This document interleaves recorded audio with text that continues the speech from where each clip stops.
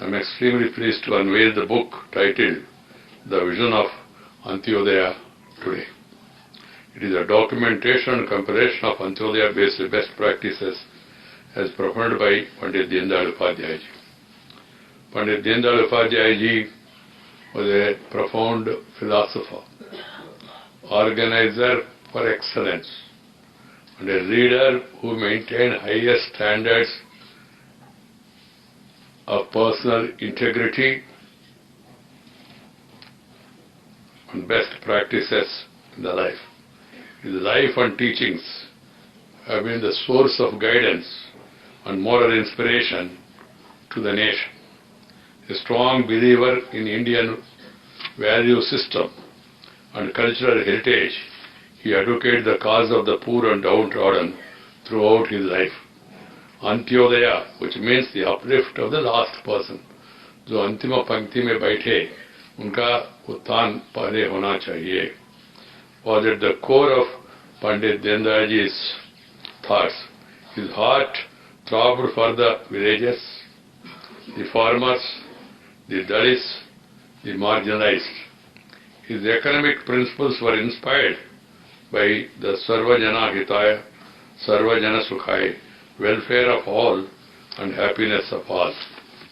We are all aware the basic philosophy of India, Vasudaika Kutumbakam. The entire world is one family. Sarve Jana Sukhino Bhavantu.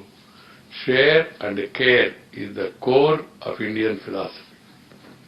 Deendayal ji used to say that if equality has to be achieved, people at the highest level has to bend down and support those who have been exploited and neglected. He firmly believed that any economic system must provide for the minimum basic necessities of human life to everyone.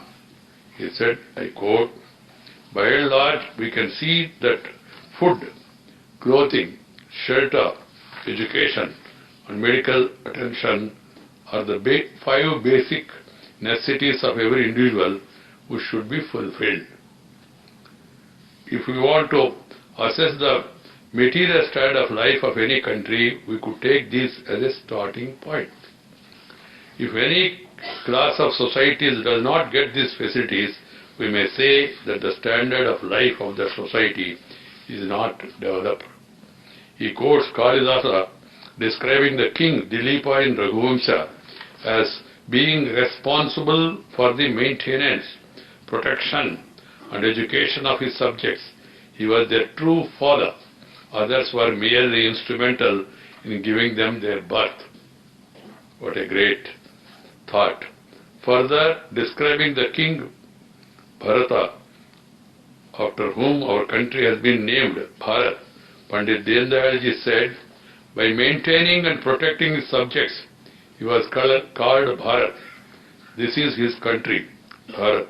If in his country maintenance and protection are not guaranteed, then the name Bharat is meaningless. This was his vision for India, a nation where the rulers are benevolent and everyone is cared for. His consistent pursuit for the solutions for the country's social, economic and political woes led him to propound the principles of integral humanism.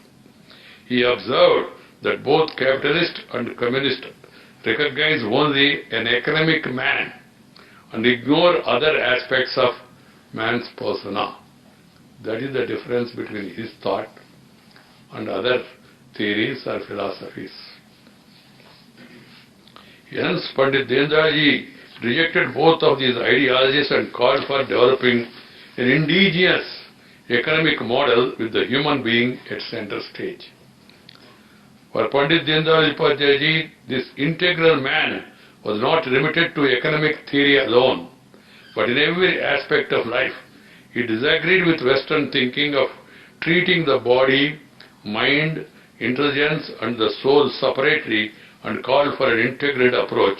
He said, quote, here in Bharat, we have placed before ourselves the ideas of the fourfold responsibilities of catering for the needs of body, mind, intellect and soul with a view of achieving the integrated process of man, dharma, artha, kama and moksha are the four kinds of human effort.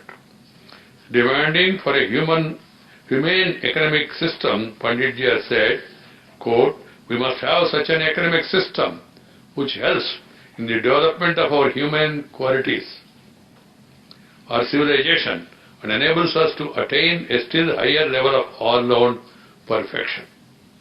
We should have a system which does not overwhelm our human quality, which does not make us slaves of its own grinding wheels.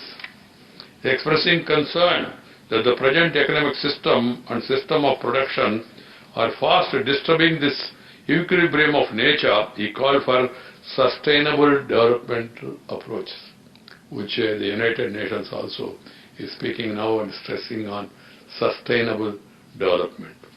Natural resources have a limit. They should not be ruthlessly exploited, he said at that time. Emphasizing the need to use Swadeshi as the cornerstone of reconstruction of economy, he said, quote, the concept of Swadeshi is ridiculed as old-fashioned and reactionary. We proudly use foreign articles. We have grown over independent upon foreign aid in every, from thinking, management, capital, methods of production, technology, etc., to even the standards and forms of consumption. This is not the road to progress and development. We shall forget our individuality and become virtual slaves once again. The positive content of the Swadeshi should be used as the cornerstone of reconstruction of our economy. He also called for industrialization of villages to check the migration to cities, which is leading to higher number of slums. Massive migration is taking place. Gandhiji also, after independence, he gave two suggestions. One is political.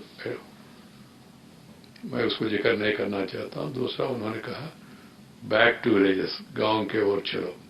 But unfortunately, many of our leaders have shown their back to villages and moved towards towns.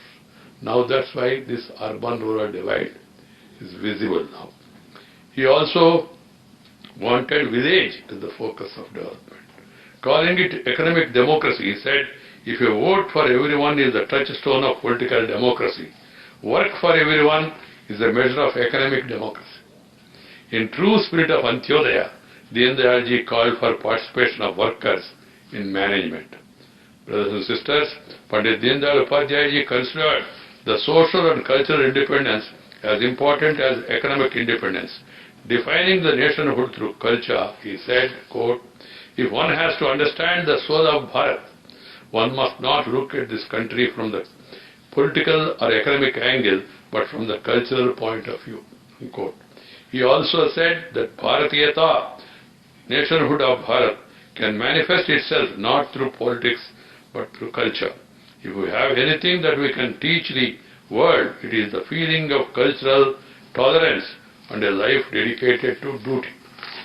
Analyzing the mindset of some countrymen to consider everything foreign as superior, Deen Dayal ji has said, quote, the Britishers during their rule adopted such measures whereby in the minds of our people a contempt for things Bharatiya and respect for everything Western has certainly created.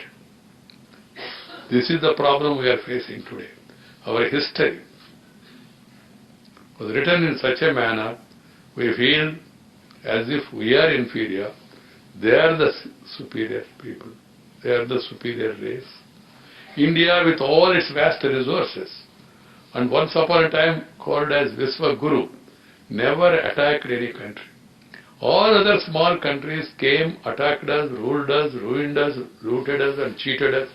Cheated not only wealth, cheated the minds of some of our people and leaders. That's the problem we are facing today.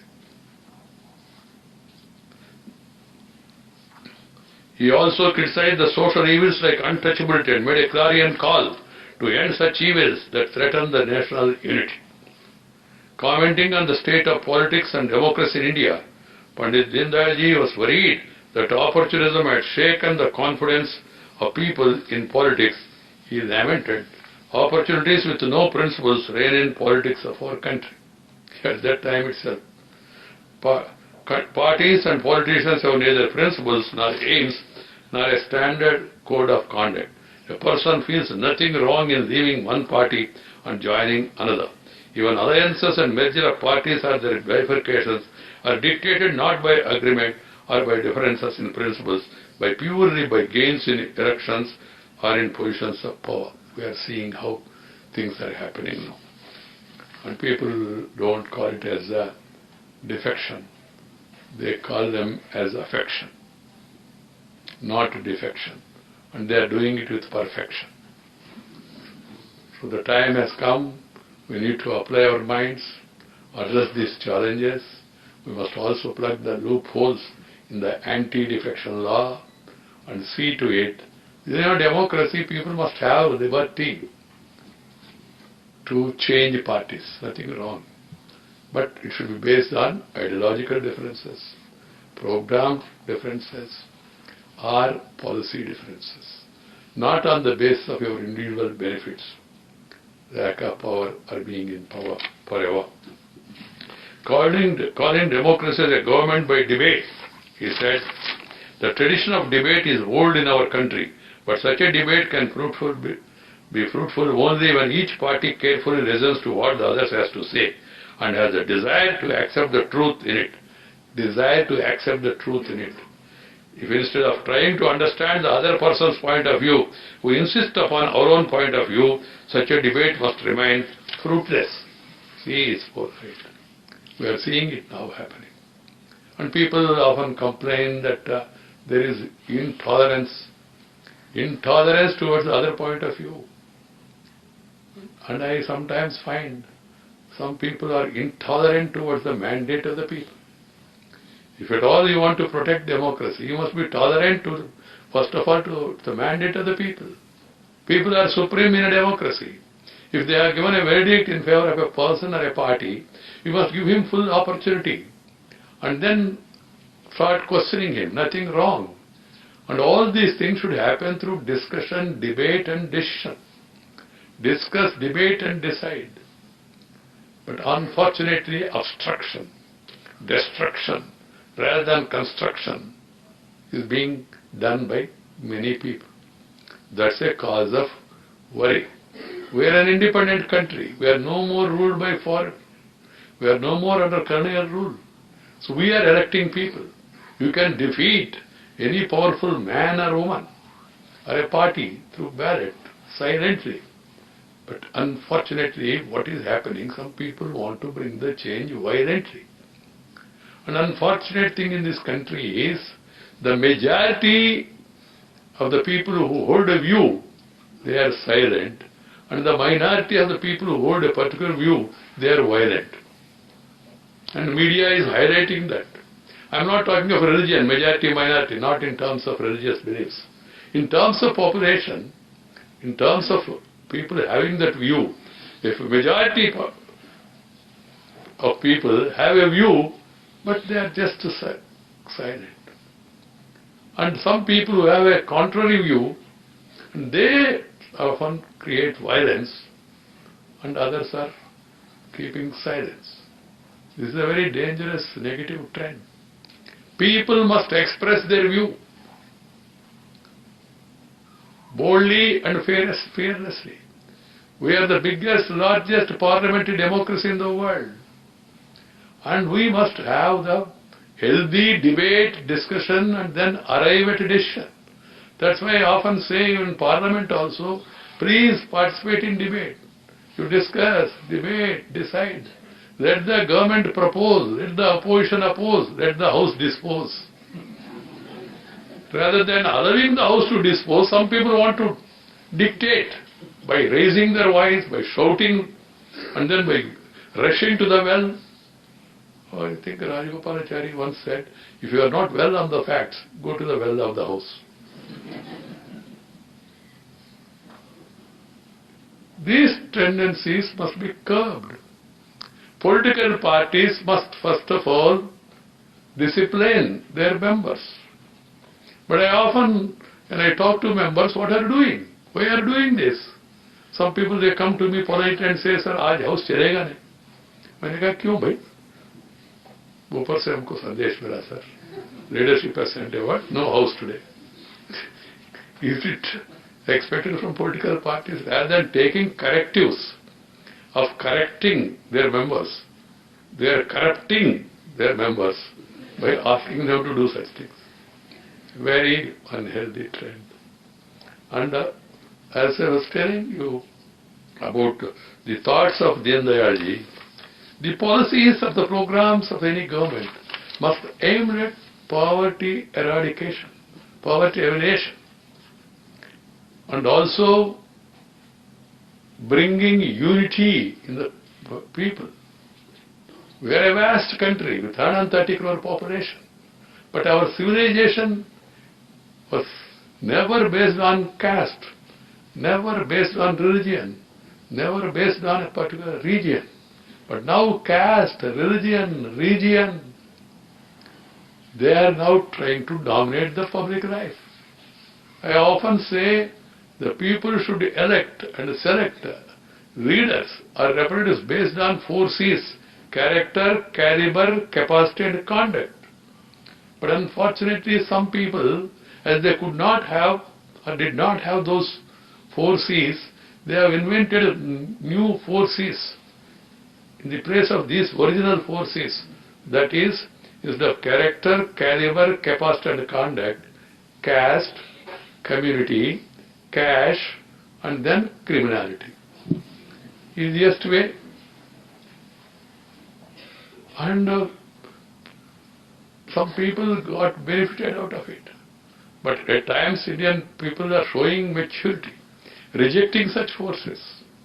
And that should be the healthy character of democracy, where people are chosen on the basis of their contribution, on the basis of their capacity, on the basis of their caliber.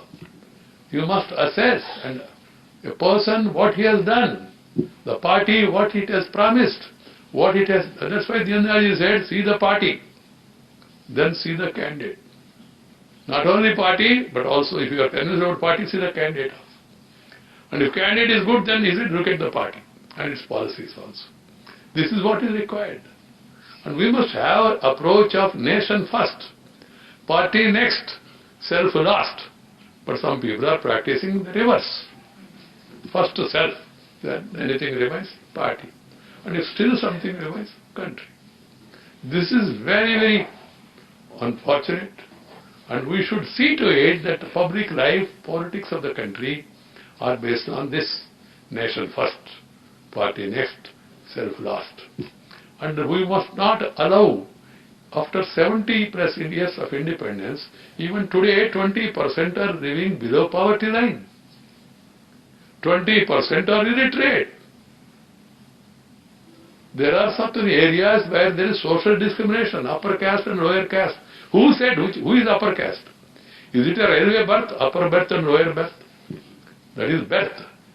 It cannot be decided on birth. But unfortunately, some people are trying to create divisions in the society. We must get out of it. And secondly, about gender. Some people, women are inferior, sir. That is our system. Our Shastras never advocated that women are inferior. If you look at the important rivers in the country, Ganga, Yamuna, Kaveri, Narmada, Mahanadi, Tapati, Savari, all names of rivers are named after women. India, we call it as motherland, not father's land. Matrubhumi, we don't call Pitrubhumi. That is the tradition of this great country, and we must follow the tradition. Now, Pradhan Mantri has to promote Beti Bachao, Beti Padhao, Beti Badhao, because we have deviated from our national ethos and started discriminating. We must get back to our roots, our values, our culture, our heritage. If there are distortions that have taken place, that has to be corrected by the leadership. And leadership must do by example. This is where Deen Dayalji's thoughts, his expressions, not only were relevant at the time, they are relevant even now. I cited yesterday the Vardhanti of Pandit Deen Dayal Upadhyaya, February 11th. He has said so many things which has to be understood and then practiced by one and all. And as I said, debate. Place your policies before the people. Let the people have an opportunity. But unfortunately, instead of eradication of poverty, we are trying to promote poverty by temporary giving lollipops. Like children, and they start crying, you give lollipop, you give them some good chocolate, and then make them temporarily happy. So political parties are also going to populistic this thing rather than poverty alleviation. This has all our policies. It's really a challenge to all of us. After 70 years of independence, still you have poverty. It's not that country has not progressed. It has progressed under successive governments. I don't want to make any political comment on who did what and all. But still, these gaps remain. Urban-rural divide, gender discrimination in certain areas, social discrimination in certain areas, and then rich is becoming richer, poor is becoming poorer. This is what is being talked about, but not acted upon sufficiently. How efforts are being made? These efforts should be made by central government, by state government, by everyone, everywhere, to see that the growth is inclusive. And policies and programs should be growth-oriented, development-oriented. That is what is required. Then you will definitely become a powerful nation. Sabka Saath, Sabka Vikas and Viswas. They should be implemented in letter and spirit at all levels, by all people. Then only we can move forward. This great country has many, many great examples from the life of great people. We must take what is good from everyone's life. That's why I feel that our children, the new generation, the education policy must focus on the life and contribution of many of our national stalwarts. National does not mean one place or one region, from all parts of the country. There are people who have made immense contribution. And we must also have the civilization values in our education system. And we must go back to our roots so that we all work with passion. And people in politics must treat politics as a mission. Not only politics, medicine, education, journalism, all these are treated once upon a time as a mission. But of late, some of them are converted into commission. And people started giving omission and giving remission, forgetting the passion and the nation. So it is time when we visit the life of such great people, inspiring people, we should take inspiration and then move forward correcting these distortions that have happened here and there. This is my appeal to all people. Prime Minister Narendra Bhai Modi has taken a number of bold initiatives without being fear of external pressure. That's another problem. वो क्या सोचेगा, ये क्या सोचेगा, वो क्या कहेगा. What is good for the country has to be decided by the country, not to be dictated by anybody. And we should not be worried of what others are doing, are saying. We should learn by examples, undoubtedly. Follow good practices. But at the same time, apply them to the local situation. And learn the lessons from the past. And make correctives. That is what is required. And also, if you become a soft nation, everybody will start focusing their nose, poking their nose.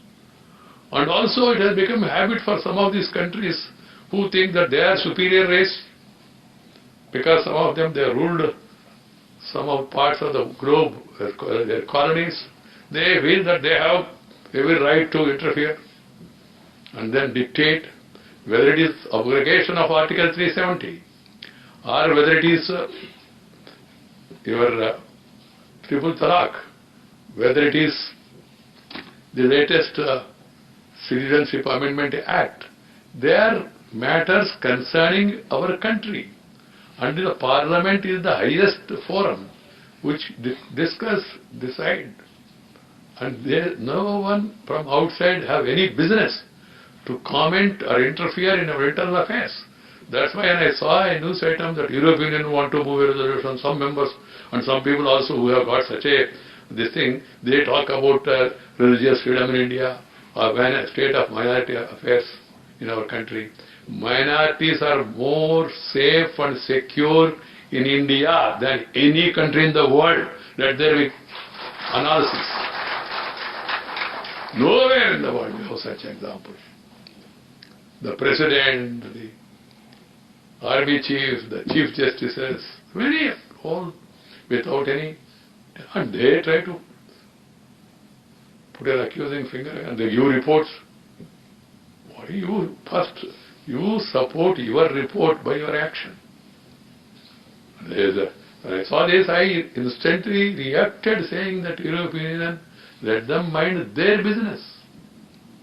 Look inwards. See what is happening. Rather than giving us advice, I politely told them, it's like suppose India starts discussing about Brexit or exit in Indian Parliament and pass resolution. Will it be acceptable? No, it should not be. And we will never do it, should not do it also. We should assert ourselves, and we should be dictated by national interest, and above all, we should be dictated by the peace, because peace is the prerequisite for progress. If you have tension, you cannot pay attention. And you have to create wealth, to distribute wealth. Many people, they say equality, do this, distribute. To distribute wealth, you have to create wealth, na? Without creating wealth, if you start distributing, you will become pauper. That's what our experience is. First, create wealth, encourage forces of wealth, and make it inclusive. Make everybody to feel that they are part of the developmental story of this country. Then people will join. For that you have to make people believe that they are also part of the system. इसलिए सभी कार्यक्रमों को एक जनांदोलन रूप देना बहुत जरूरी है. लोगों को भागीदारी भी बहुत जरूरी है. हमारा देश में ऐसा हो गया, बीच में स्थिति राजनेताओं के, कुछ राजनेताओं के कारण से सब काम सरकार करेगा, हम बेकार बैठे तो छेड़ेगा. ऐसा नहीं छेड़ेगा. जब तक जनता भागीदार नहीं होंगे, ये विकास संभव नहीं होगा. So all these things we should learn, and I am very happy that initiative has been taken to collect good practices promoting Antyodaya from various parts of the country. A study has been done, and all these have been compiled together and brought it into a book form so that it can be a guide. It can be an inspiration to others. Antyodaya practices of more than 400 Antyodaya practitioners from across the country are selected and then collected and brought in a book form. I compliment Sri Vinaya Sahasrabuddhirian team and also the ISRN, and I hope that this will help others who are engaged in the task of upliftment of the lost man. Once again, my best wishes to all. Thank you very much. Namaskar. Jai Hind.